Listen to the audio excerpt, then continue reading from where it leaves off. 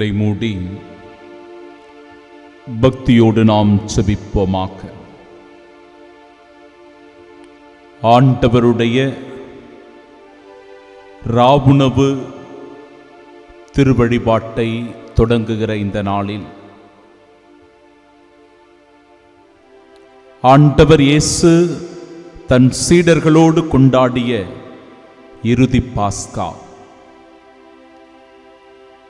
இதை என் நினைவாகச் செய்யுங்கள் என்று சொல்லி தன் உடலையும் இரத்தத்தையும் ஒப்புக் கொடுத்த பாஸ்கா.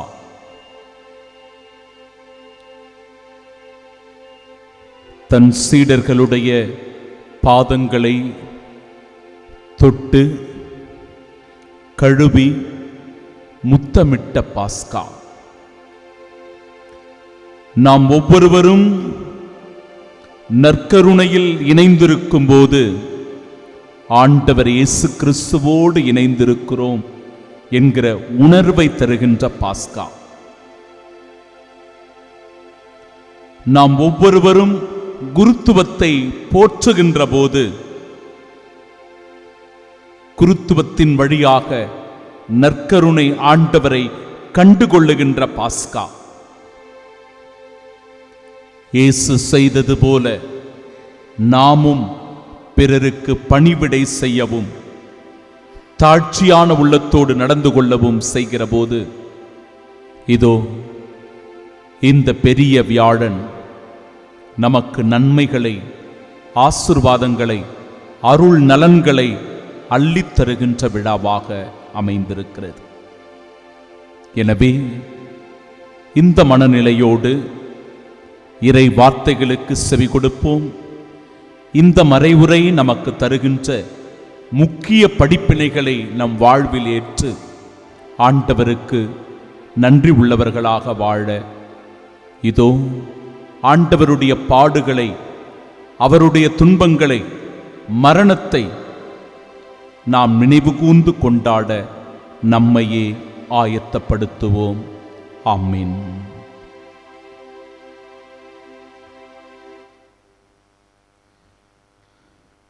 எனது சதையை உண்டு எனது இரத்தத்தை குடிப்போர் என்னோடு இணைந்திருப்ப நானும் அவர்களோடு இணைந்திருப்பேன்.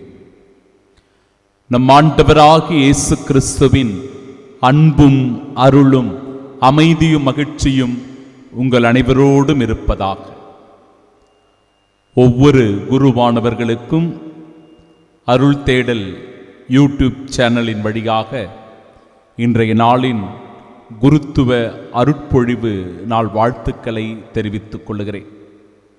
ஆண்டவர் இயேசு குருத்துவத்தை ஏற்படுத்திய நாளில் குருவானவர்களை கொண்டாடுகிற ஒரு நாளாக இந்த நாள் இருக்கிறது. ஆண்டவர் நற்கருணையை ஏற்படுத்திய இந்த நாள் நம் ஒவ்வொருவருக்கும் ஒரு இறை பிரசன்னத்தின் நாளாக இருக்கிறது. ஆண்டவர் இயேசு எப்பொழுதும் நம்மோடு உடன் இருக்கிறார். அவர் இம்மானுவேலாக நம்மோடு உடன் இருக்கிறார் என்கிற உணர்வை வெளிப்படுத்துகிற விழாவாக இந்த விழா இருக்கிறது. அன்பு நிறைந்த சகோதர சகோதரிகளே, நம் ஆண்டவர் நற்கருணையையும் குருத்துவத்தையும் ஏற்படுத்திய இந்த நாளில் சிறப்பான விதத்தில் இந்த இறை சிந்தனைகளை நம் மனக்கண் முன்பாக கொண்டு வந்து இந்த நாளை மிக மிக முக்கியமாக ஒரு நாளாக சிறப்பிக்கவும், இந்த நாளின் முக்கியத்துவத்தை உணர்ந்த நல்ல கத்தோலிக்க இறை நம்பிக்கையாளர்களாக நாம் வாழவும் வரம் வேண்டி செபிப்போம்.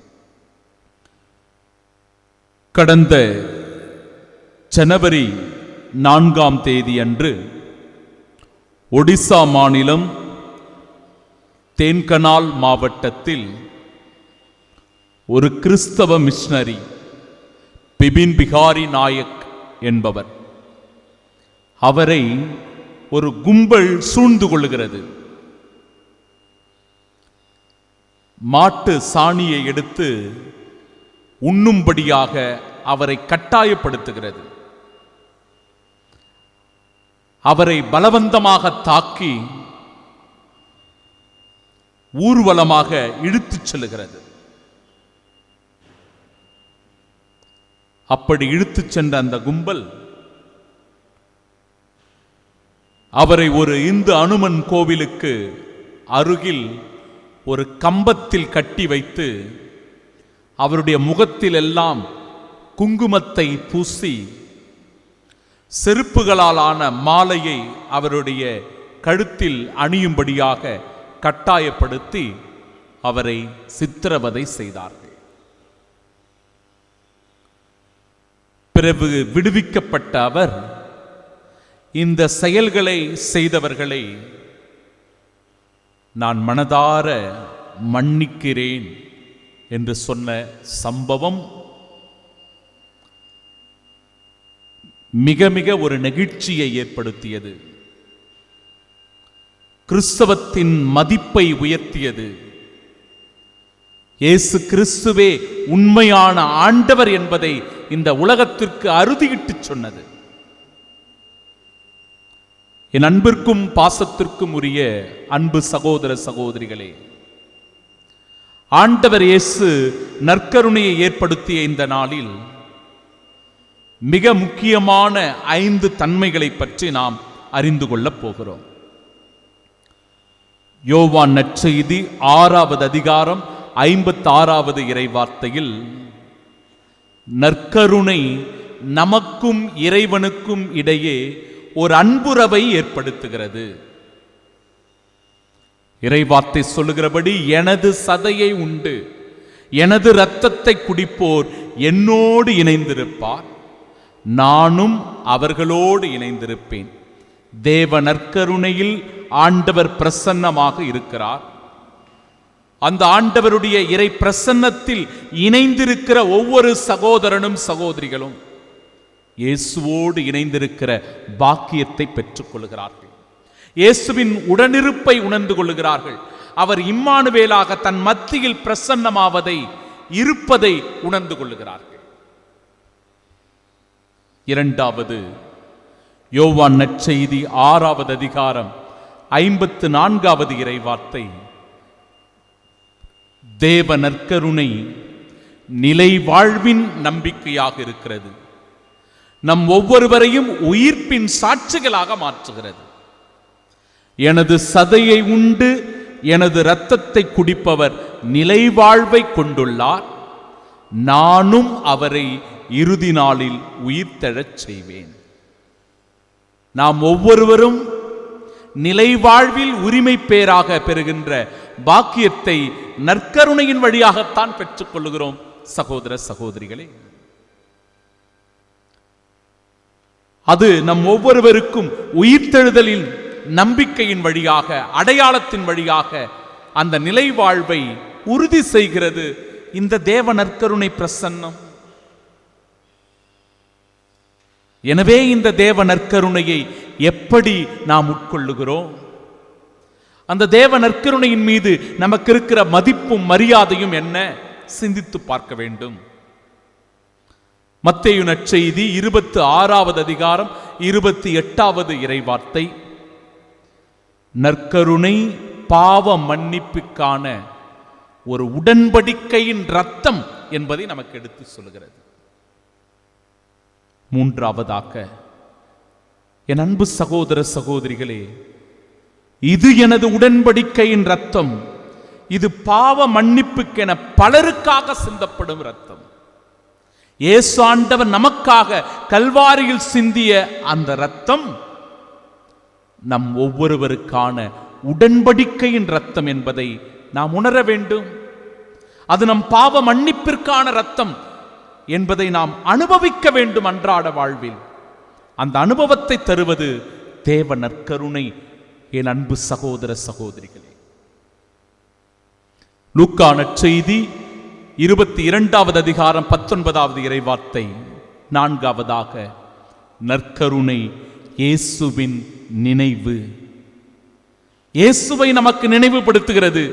எப்பொழுதெல்லாம் நாம் நற்கருணையை உற்று நோக்குகிறோமோ, நற்கருணையின் முன்பாக அமர்ந்து ஜெபிக்கிறோமோ, நற்கருணையை ஆராதனை செய்கிறோமோ, அப்பொழுதெல்லாம் ஆண்டவர் இயேசு நம்மோடு உடனிருக்கிறார். என் அன்பு சகோதர சகோதரிகளே, இயேசுவினுடைய இறை பிரசன்னத்தை கண்ணார கண்டுகொள்ளுகிற பாக்கியத்தை நாம் பெறுகிறோம் நற்கருணையின் வழியாக. அப்படிப்பட்ட அந்த நற்கருணை உயிருள்ள பிரசன்னமாய் நம் மத்தியில் எழுந்தருளுகிறது. அதனால்தான் அது இயேசுவின் நினைவாக நமக்கு கொடுக்கப்பட்டது.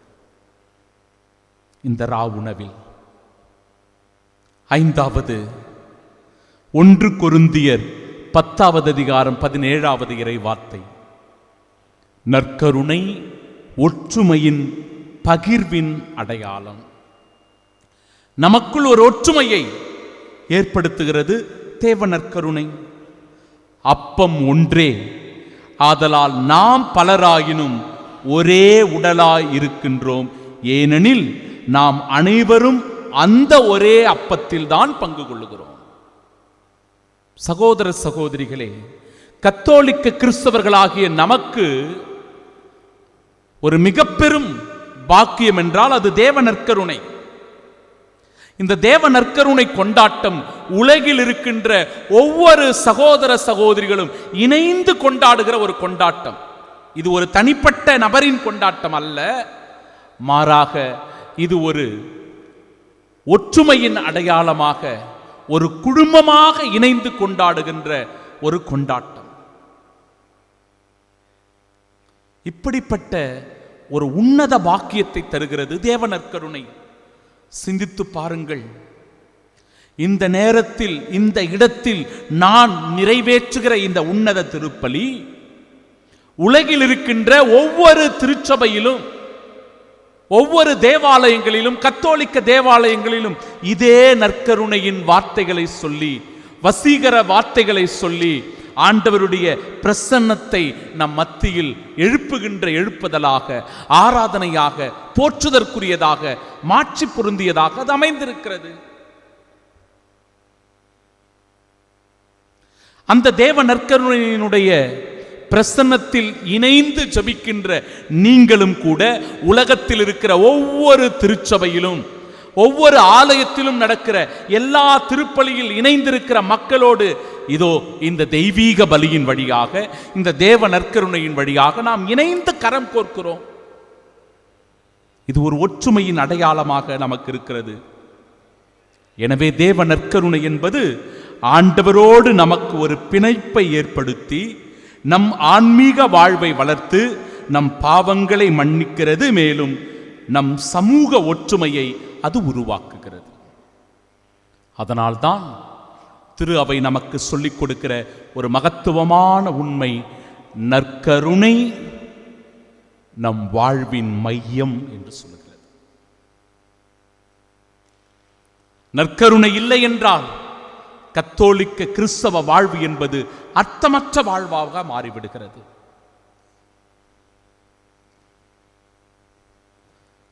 2006 அக்டோபர் 21 மெக்சிகோ நாட்டில் தூர் நகர புனித மார்டின் தேவாலயத்தில் அங்கு நடந்து கொண்டிருந்த தியானத்தின் போது வசீகரிக்கப்பட்ட அப்பத்தை கொண்டு வருகிறார்கள். அந்த வசீகரிக்கப்பட்ட அப்பத்திலிருந்து அந்த புனிதமான பரிசுத்தமான இறை பிரசன்னத்தை தாங்கி இருக்கிற அந்த அப்பத்திலிருந்து இரத்தம் வடிய தொடங்கி இருக்கிறது. இதை அங்கிருந்த எல்லோரும் பார்த்திருக்கிறார்கள். என் அன்பு சகோதர சகோதரிகளே, 4 ஆண்டுகள் அந்த இரத்தம் உறையாமல் அப்படியே இருந்ததாம். பல அறிவியல் விஞ்ஞானிகள் எல்லாம் இந்த இரத்தத்தை பற்றி ஆய்வில் ஈடுபட்டார்கள். அவர்கள் சொன்னது, இந்த இரத்தம் AB இரத்த வகையைச் சேர்ந்தது. இது மனித இரத்தம், குறிப்பாக மனித இதயத்தினுடைய சதை நாளங்களாலான இரத்தம். இதற்கு முன்பாக நடந்த நற்கருணை புதுமைகள் அனைத்தும் இந்த நற்கருணையினுடைய தன்மைகளை ஒத்ததாகவே அமைந்திருக்கிறது என்கிற மகத்துவமான உண்மையை சொல்லி, இதை எந்த அறிவியலாலும் நிரூபிக்க முடியவில்லை, ஏனென்றால் இது ஒரு தெய்வீக அடையாளம், உண்மையான அதிசயம், உயிருள்ள பிரசன்னம் என்று சொன்னார்கள் அந்த அறிவியல் விஞ்ஞானிகள். இதுதான் என் அன்பிற்குரிய சகோதர சகோதரிகளே நற்கருணையினுடைய தனிச்சிறப்பு. அதிலும் கத்தோலிக்க கிறிஸ்தவர்களாக இருக்கிற நமக்கு இது ஒரு மிக பெரும் ஒரு பெருமை என்றால், ஆண்டவருடைய பிரசன்னம் எப்பொழுதும் நம்முடைய தேவாலயத்தில் இருக்கிறது. எப்பொழுதும் அந்த இறை பிரசன்னத்தினால் நிரப்பப்பட்ட ஆலயமாக நம் ஆலயம் இருக்கிறது. அதனால்தான் இந்த தேவ நற்கருணை பேழையில் ஆண்டவர் இயேசு எப்பொழுதும் வீற்றிருக்கிறார். அங்கு அந்த விளக்கு எரிந்து கொண்டே இருக்கிறது. வேறு எந்த திருச்சபையிலும் இது கிடையாது. கத்தோலிக்க திருச்சபைக்கே உரிய தனி சிறப்பாக இது அமைந்திருக்கிறது சகோதர சகோதரிகளே. இரண்டாவது, ஆண்டவர் இயேசு குருத்துவத்தை ஏற்படுத்திய நாள் இன்று. குருத்துவம் ஒரு புனிதத்தினுடைய அடையாளமாய் இருக்கிறது. ஆம் அன்பு சகோதர சகோதரிகளே, ஆண்டவர் நற்கருணையை ஏற்படுத்தினார், அதை அன்பின் அடையாளமாக மாற்றினார். அந்த தேவ நற்கருணையை அன்பின் கொண்டாட்டமாக அனுதினமும் நாம் கொண்டாட வேண்டும் என்கிற அழைப்பினை நமக்கு கொடுக்கிறார். இப்படிப்பட்ட ஆண்டவர் இந்த நற்கருணையினுடைய அடையாளமாக குருத்துவத்தையும் ஏற்படுத்துகிறார். மிக மிக முக்கியமான ஒன்று. குருத்துவம் என்பது இயேசுவால் அழைக்கப்பட்டு அவரது பணியில் பங்கு கொள்வதற்கான ஒரு சிறப்பான அழைப்பாய் அமைந்திருக்கிறது. இந்த குருத்துவத்தில் அர்ப்பணம் மிக மிக அவசியம், ஜெபம் அவசியம், எளிமையும் தாழ்ச்சியும் அவசியம், பிறர் நலமும் சேவை மனப்பான்மையும் மிக மிக அவசியம். விடுதலை பயண புத்தகம் 19வது அதிகாரம் 6வது இறை வார்த்தை, எனக்கு நீங்கள் குருத்துவ அரசராகவும் தூய மக்களினமாகவும் இருப்பீர்கள் என்று ஆண்டவர் சொல்லுகிறார். 1 பேதுரு 2:9வது இறை வார்த்தையில், நீங்கள் தேர்ந்தெடுக்கப்பட்ட வழிமரபினர், அரச குருக்களின் கூட்டத்தினர், தூய மக்களினத்தினர், கடவுளுடைய உரிமை சொத்தான மக்கள் என்கிறது இறை வார்த்தை.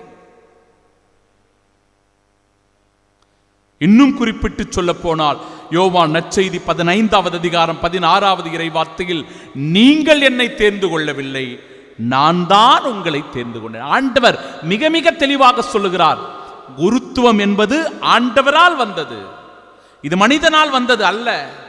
ஏதோ நான் விரும்புவதால் இன்றைக்கு நான் குருவானவனாக இருக்கிறேன் என்று ஒரு காலம் சொல்ல முடியாது. மாறாக என் ஆண்டவர் விரும்பினார், என் ஆண்டவர் என்னை அழைத்தார், அவர் என்னை தேர்ந்து கொண்டார். அதனால் உங்கள் முன்பாக அவருடைய பணியை செய்ய ஒரு தாழ்ச்சியான எளிமையான உள்ளத்தோடு இந்த இடத்தில் ஒரு குருவானவராக நான் நிற்கிறேன். அதனால் தான் ஆண்டவர் சொல்கிறார், நீங்கள் என் பெயரால் தந்தையிடம் கேட்பதை எல்லாம் அவர் உங்களுக்கு கொடுப்பார். குருவானவர்கள் இறை மக்களின் மன்றாட்டுக்களை, இறை மக்களின் காணிக்கைகளை, இறை மக்களின் பலியை ஒப்புக் கொடுக்கும் போது ஆண்டவர் அதற்கு செவி சாய்க்கின்றார். ஏனென்றால் ஆண்டவரே நம்மை அழைத்துள்ளார், அவரே நம்மை தேர்ந்து கொண்டிருக்கிறார். 2 தீமோத்தேய புத்தகம் 1வது அதிகாரம் 6வது இறை வார்த்தையில், உன் மீது என் கைகளை வைத்து திருப்பணியில் அமர்த்திய போது உனக்குள் எழுந்த கடவுளின் அருட்கொடையினை தூண்டி எழுப்புமாறு நினைவுறுத்துகிறேன். ஒவ்வொரு குருத்துவ திருப்பொழிவின் போதும் ஆயர்கள் அந்த குருவானவர்களுடைய தலைகளின் மீது கை வைத்து செபிக்கிற போது ஆவியின் வல்லமையினால் அந்த குருவானவர் அபிஷேகம் செய்யப்பட்டு தூண்டப்படுகிறார். எபிரேயருக்கு எழுதிய திருமுகம் 5வது அதிகாரம் 1வது இறை வார்த்தையில், மனிதர்களிடமிருந்து தேர்ந்தெடுக்கப்பட்டு பாவங்களுக்கு கழுவாயாக காணிக்கைகளையும் பலிகளையும் செலுத்துவதற்காக மக்கள் சார்பாக கடவுள் முன்பு பணிபுரிய அவர் அவர்களை ஏற்படுத்தினார். எனவே இது ஒரு அழைப்பு, அர்ப்பணிப்பு வாழ்வு வாழ்வதற்கான அழைப்பு, ஜெப தப முயற்சிகளை மேற்கொள்வதற்கான அழைப்பு. எளிமையும் தாட்சியும் கொண்டு வாழ்வதற்கான அழைப்பு, பிறர் நலனிலும் பிறர் சேவையிலும் ஈடுபட்டு வாழ்வதற்கான அழைப்பு, ஆண்டவருடைய பிரசன்னத்தை தாங்கி வாழ்கின்ற ஒரு வாழ்க்கை, பலியை ஒப்புக் கொடுத்து காணிக்கையாக்குகின்ற ஒரு அர்ப்பணம். எனவே இந்த அர்ப்பண வாழ்வை புனிதத்தோடு பயன்படுத்த வேண்டும். என் அன்பு சகோதர சகோதரிகளே, அன்பு சகோதர தோழமை குருக்களே, நம் குருக்களை நாம் அன்பு செய்ய வேண்டும், பாதுகாக்க வேண்டும், அவர்களை ஊக்கப்படுத்த வேண்டும், உற்சாகப்படுத்த வேண்டும். நம்மால் முடிந்த உதவிகளை நம் குருக்களுக்கு செய்ய வேண்டும். ஏனென்றால் கடவுளால் நமக்கு தரப்பட்ட கொடைகள் தான் நம் குருக்கள். அந்த குருக்கள் இருப்பதனால் தான் திருச்சபை உயிரோட்டம் உள்ள திருச்சபையாக இருக்கிறது. தேவ நற்கருணையினுடைய பிரசன்னத்தின் வழியாக ஆண்டவர் நம்மோடு உடனிருப்பவராயிருக்கிறார். எனவே குருத்துவத்தை போற்ற வேண்டும், அவர்களுக்குரிய மதிப்பையும் மரியாதையும் தர வேண்டும். அந்த குருத்துவத்தின் வழியாக என்ன அருட்கொடைகளை எல்லாம் நாம் பெற்றுக்கொள்ள முடியுமோ அத்தனை நன்மைகளையும் ஆண்டவர் வழியாக நாம் பெற்றுக்கொள்ள வேண்டும்.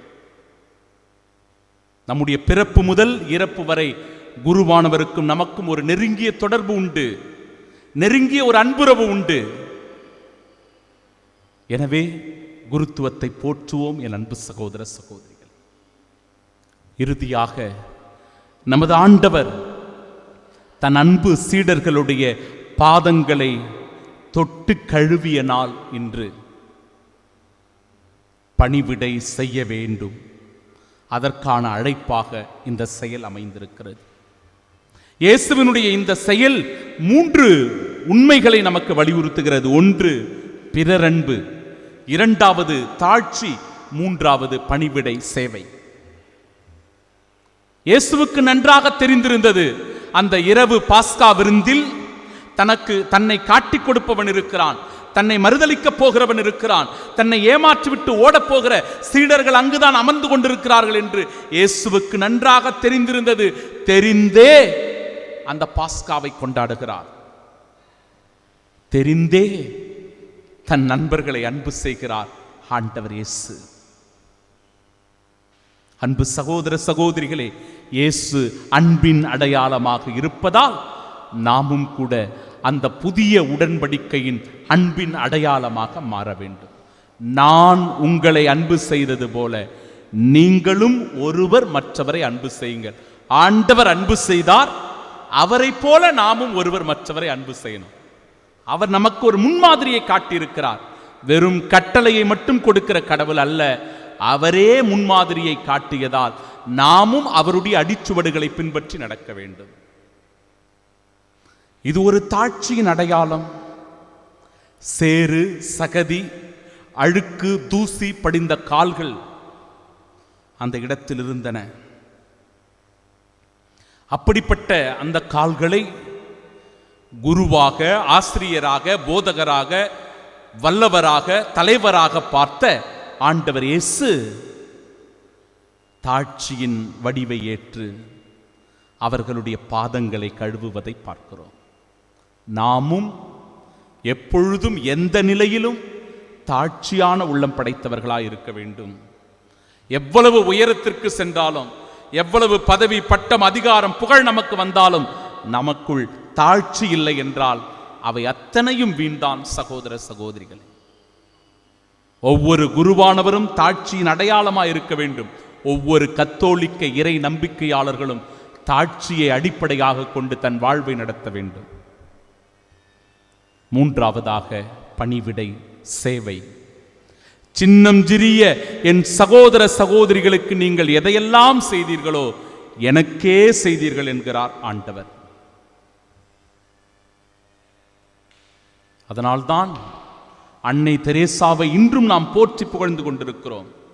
கிழிந்த கந்தல் ஆடையோடு குளிக்காமல் துர்நாற்றம் வீசும் உடலில் இரத்தமும் சீழும் வடியும் அந்த கை கால்களை எந்த விதமான சலிப்பும் எந்த விதமான சங்கடமும் சஞ்சலமும் இல்லாமல் முகமலர்ச்சியோடு ஒரு தொழுநோயாளருடைய கைகளை தொடுகிறார், கால்களை தொட்டு மருந்திட்டு அவருடைய புண்களை ஆற்றுகிறார் என்றால் இந்த செயல்தான் அன்பு சகோதர சகோதரிகளை பணிவிடை செயல், தாழ்ச்சியின் செயல், பிறரன்பு செயல்.